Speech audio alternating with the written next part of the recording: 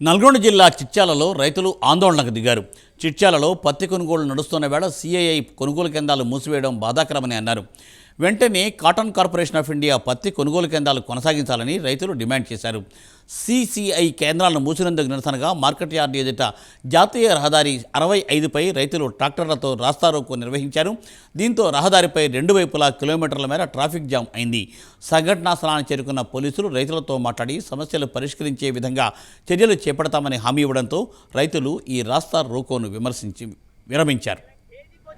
40 రూపాయలు కేజీ కూలీల కొరత వల్ల ఈరోజు ఆంధ్ర వాళ్ళు వచ్చిన తర్వాత వాళ్ళు డిసెంబర్లో నవంబర్లో వెళ్ళిపోయిన తర్వాత ఈ తెలంగాణలో పత్తి ఏరడానికి రైతు కూలీల కొరత వల్ల ఈరోజు 40 రూపాయల కిలో పత్తి ఏరి ఆటోకి 2,000 నుంచి 3,000 రూపాయలు ఆటో కిరాయి చెల్లించి ఈరోజు అధిక రేటు పెట్టి పత్తిని అమ్ముకుందామంటే అవకాశం లేకుండా ఈరోజు మా పరిస్థితి ఘోరంగా తయారైంది.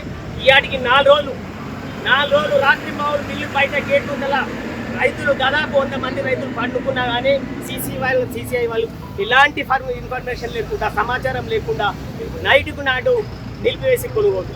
మా పరిస్థితి ఏంది? మా పిల్లల పరిస్థితి ఏంది? అప్పులు చేసి మందుల షాపుల్లో పెట్టుబడి తెచ్చి ఈరోజు అమ్ముకుందామంటే మా